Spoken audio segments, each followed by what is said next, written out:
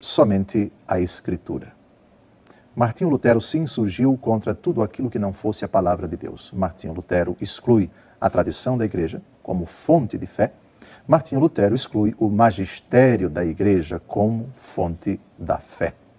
Esse tripé, para nós, é extremamente importante. Essas três realidades caminham juntas, seja na Bíblia, seja em 2000 anos de história da igreja. Bíblia, grande tradição, e o magistério da igreja, o Papa em comunhão com os bispos por expressa vontade de Deus. Martinho Lutero diz, não, cada um tem o Espírito Santo, portanto, é assistido pelo próprio Deus na interpretação da Escritura. Você não precisa de nenhuma tradição, porque você é infalível ao interpretar a Escritura. Você não precisa do magistério católico, porque você tem o Espírito Santo. Portanto, a única norma de fé para você, o único critério de ação da fé e do agir para o cristão é tão somente a palavra de Deus escrita. Somente a Escritura e basta. Essa afirmação de Lutero é extremamente complicada, é insustentável à luz da própria palavra de Deus. Primeira pergunta que se faz: onde está essa afirmação na Bíblia? Onde é dito, em algum lugar da Bíblia, somente a Escritura? Onde está em algum lugar na Bíblia que a tradição está excluída, que o magistério da igreja está excluído? Martinho Lutero se espelhava, se baseava, se radicava em alguns textos da Escritura que falam dela mesma para sustentar essa afirmação. Toda a Escritura é inspirada por Deus e útil para ensinar, para repreender, para corrigir e para formar na justiça. Por ela, o homem de Deus se torna perfeito, capacitado para toda boa obra. O apóstolo Paulo não fala absolutamente que somente a Escritura, ou seja, a palavra de Deus escrita. São Paulo fala toda a Escritura, é útil. Lutero, então, lê esse texto, dentre outros, e infere que a única norma de fé é a Escritura, a palavra de Deus escrita. Vamos a outro texto. Porque a palavra de Deus é viva, eficaz, mais penetrante do que uma espada de 2 gumes e atinge até a divisão da alma e do corpo, das juntas e medulas, e discerne os pensamentos e intenções do coração. Aqui se fala da palavra de Deus, mas não se diz que ela é escrita.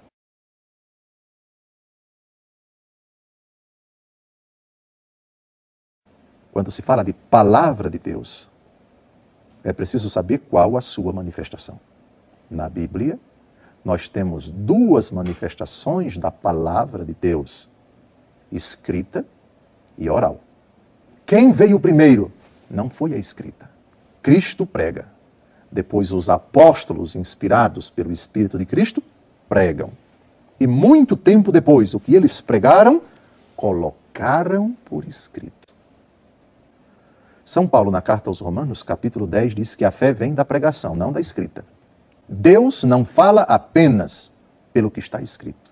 A palavra de Deus não está apenas na escrita, na Bíblia, que é a palavra escrita de Deus. A escritura que vem de escrita. Toda a escritura é palavra de Deus, mas nem toda a palavra de Deus está na escritura. Vamos à prova. Lucas capítulo 10, versículo 16. Quem vos ouve, a mim ouve. E quem vos rejeita, a mim rejeita. E quem me rejeita, rejeita aquele que me enviou. Ouve, não é quem vos lê, a mim lê. Isso quer dizer que no tempo de Jesus e depois de Jesus, ao longo da história da igreja, a palavra de Deus continua a se manifestar para além da Escritura. É verdade que a pregação oral não pode contradizer a pregação escrita, porque a palavra de Deus não se contradiz. Portanto, a pregação oral tem que ser fiel à pregação escrita. Ambas são igualmente palavra de Deus. Jesus não começou seu ministério escrevendo. Aliás, Jesus nunca escreveu nada. Quer dizer, escreveu alguma coisa que nem sabemos o que foi no chão, quando queriam lapidar a adúltera, a mulher flagrada em adultério.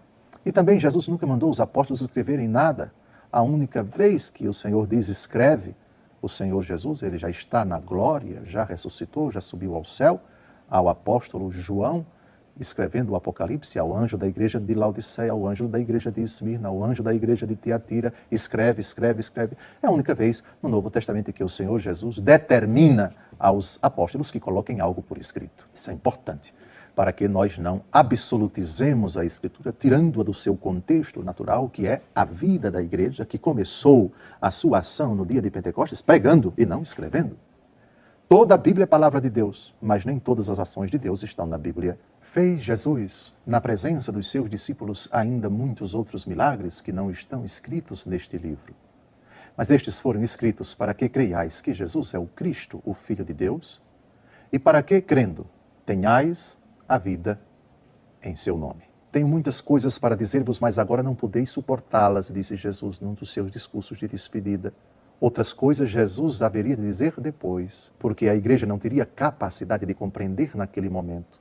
A palavra de Deus, então, se reserva a ser revelada depois. Tradição significa transmissão. Um transmite para o outro com a pregação. Romanos capítulo 10. A fé chega até ao coração pela pregação. É pela pregação que a palavra de Deus chega aos corações. Primeiro a pregação, assim foi na era apostólica, depois vem a escrita. Tradição, a realidade negada por Lutero como norma de fé. Segundo aos Tessalonicenses, capítulo 2, versículo 15, vejamos o que a Escritura diz sobre a tradição. Assim, pois, irmãos, ficai firmes e conservai os ensinamentos que de nós aprendestes, seja por palavras, seja por carta nossa. O texto aqui é incrivelmente claro. Como é que se sustenta aqui o princípio de só a Escritura, só a escrita, se o próprio São Paulo diz, seja por palavra nossa, seja por carta? Reconhecei que a longa paciência de nosso Senhor vos é salutar, como também vosso caríssimo irmão Paulo vos escreveu, segundo o dom de sabedoria que lhe foi dado. É o que ele faz em todas as suas cartas, nas quais fala nestes assuntos. Nelas, há algumas passagens difíceis de entender, cujo sentido os espíritos ignorantes ou pouco fortalecidos deturpam para a sua própria ruína, como o fazem também com as demais escrituras. Aqui está o grande perigo que ronda a igreja, quando se afirma, nós rejeitamos a tradição da igreja, nós rejeitamos o magistério da igreja como critério de interpretação da Bíblia. A deturpação de um, de vários e talvez até de todas as escrituras. Espíritos ignorantes, desconhecedores de coisas básicas do estudo da Escritura. A Escritura lida e interpretada no seio da igreja. Porque a Escritura foi fruto de uma ação do Espírito Santo na igreja. O mesmo texto da 2 Pedro, capítulo 1, versículo 20. Homens inspirados por Deus escreveram, iluminados pelo Espírito Santo. Antes de tudo, a palavra de Deus foi colocada nos lábios da igreja. No princípio não era a pregação escrita, era a pregação oral. Quem vos ouve, a mim ouve. Quem vos rejeita, a mim rejeita. Antes de tudo, sabei que nenhuma profecia da Escritura é de interpretação pessoal. O texto é claríssimo. Se não é fruto de interpretação pessoal, é fruto de interpretação de quem? Filipe levantou-se e partiu. Ora, um etíope eunuco, ministro da rainha Candace da Etiópia e superintendente de todos os seus tesouros, tinha ido a Jerusalém para adorar. Voltava sentado em seu carro, lendo o profeta Isaías. O Espírito disse a Filipe, aproxima-te para bem perto deste carro. Filipe aproximou-se e ouviu que o eunuco lia o profeta Isaías e perguntou-lhe, porventura, entendes o que estás lendo? Respondeu-lhe, como é que posso, se não há alguém que me o explique? E rogou a Filipe que subisse e se sentasse junto dele. Você entende o que está na Escritura? É a pergunta que Filipe formula ao eunuco e que nós formulamos àqueles que insistem em defender somente a Escritura. A Escritura se basta a si mesmo? Ou será que não é preciso um outro critério igualmente vinculante de interpretação segura da Escritura? Aqui temos o magistério da igreja, aqui temos o diácono Filipe. Como eu posso entender se não tem quem me explique? Fora da Escritura, existe um critério de interpretação da Escritura. Primeiro vamos ver no próprio ministério de nosso Senhor Jesus Cristo, que ressuscitado se encarrega de nos mostrar isto. Lucas capítulo 24, de 25 a 27. Jesus põe-se a caminho com os discípulos de Emaús que estão voltando para a sua cidade no dia da Páscoa. Jesus lhes disse: ó gente sem inteligência, como sois tardos de coração para crerdes em tudo o que anunciaram os profetas? Porventura não era necessário que Cristo sofresse essas coisas e assim entrasse na sua glória? E começando por Moisés, percorrendo todos os profetas, explicava-lhes o que deles se achava dito em todas as Escrituras. Já com a pessoa de nosso Senhor Jesus Cristo, nós temos argumentos para refutar a tese de Martinho Lutero. Jesus explica as Escrituras. As Escrituras não têm um manual de autointerpretação. Se assim fora, bastaria os discípulos de Emaús consultar as Escrituras, que elas se explicariam e eles não ficariam na dúvida. Se cada pessoa tem o Espírito Santo e interpreta do seu jeito, ninguém está subordinado a ninguém na interpretação da Escritura. As consequências não cessam de aparecer até os dias de hoje.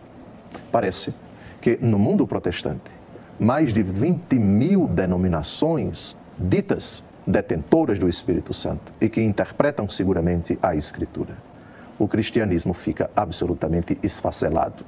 Cada denominação é um jeito próprio, um jeito peculiar de interpretar a palavra de Deus escrita. Mas a pergunta que se faz é correto isto? O pensamento de Lutero, somente a Escritura, aonde vai dar este princípio? Naquilo que nós estamos percebendo hoje. Cada denominação, com raríssimas exceções, é fruto de uma dissidência. Aquele batizado abriu uma outra igreja porque não se entendeu com os membros daquela outra. E essa, por sua vez, é oriunda de um cisma, de uma separação, de uma facção e assim por diante. Não precisamos da comunhão com aquele grupo de irmãos porque eu tenho o Espírito Santo e interpreto a Escritura do meu próprio jeito, da minha própria maneira, porque eu gozo da assistência do Espírito Santo. Martinho Lutero disse: somente a Escritura. Interpreto assim e é do meu jeito. Até o dia em que outro discordar. E o outro poderá dizer, porque também tem o Espírito Santo, eu discordo daquela interpretação, porque eu entendo dessa forma. E na impossibilidade de uma harmônica convivência, você segue o seu caminho, eu sigo o meu, você abre a sua igreja e eu abro a minha. Gálatas, capítulo 1, versículo 7, um outro texto que mostra que dentro da comunidade cristã já havia pessoas com esse sentimento. Eu não preciso dos apóstolos nem dos bispos para interpretar as Escrituras. Isso gerava problemas, e isso foi combatido duramente pelos apóstolos. De fato, não há dois evangelhos. Há apenas pessoas que semeiam a confusão entre vós e querem perturbar o evangelho de Cristo.